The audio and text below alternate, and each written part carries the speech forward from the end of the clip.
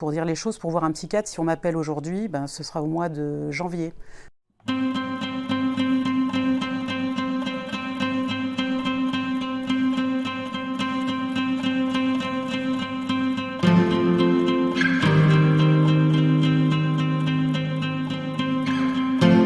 On arrive directement par la filière hospitalière, c'est-à-dire urgence ou force de l'ordre. Des fois, ça peut arriver avec des évaluations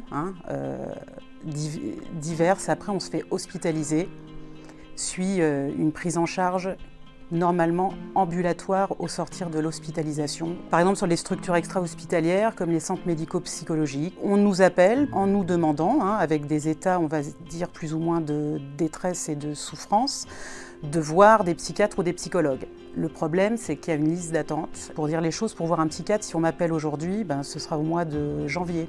J'estime que la réponse n'est pas assez rapide à la souffrance. C'est pour ça que la plupart du temps, ça finit aux urgences, malheureusement.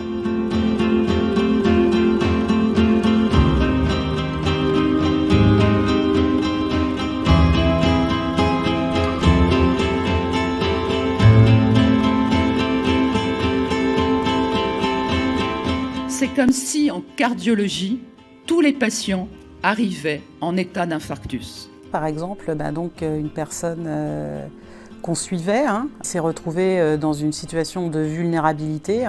Et du coup, nous avons, moi et mes collègues, fait un appel de pied à nos supérieurs, je vais dire, pour demander à ce qu'elle soit hospitalisée. Faute de place, on nous a dit que c'était pas une urgence et que il y avait des priorités et que d'autres personnes attendaient pour des choses plus graves. 2 jours après, la personne est décédée à son domicile. Alors, bien évidemment, elle avait d'autres problèmes que psychiatriques, des problèmes d'ordre physique, certes, mais si la psychiatrie actuellement ne peut plus prendre soin des personnes vulnérables, il y a de quoi se poser des questions. Et là, je dois dire qu'on est tous restés un petit peu choqués par cette situation.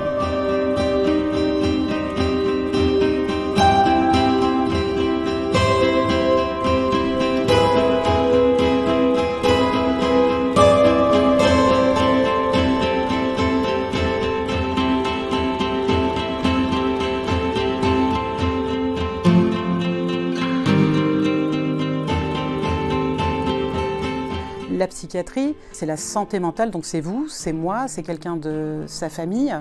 Et du coup, les patients qui sont là et eux qui subissent au quotidien toutes les restrictions budgétaires qui se passent quand même en France, eux, on ne les écoute pas vraiment. Maintenant, c'est quand même très très compliqué d'ouvrir les portes vers la ville si on ne met pas les moyens déjà dans les hôpitaux pour stabiliser les gens avant de les renvoyer sur l'extérieur, où on dit qu'il y a un grand virage ambulatoire, mais ce n'est pas le virage ambulatoire là, c'est plutôt le mirage ambulatoire parce qu'il n'y a pas de moyens.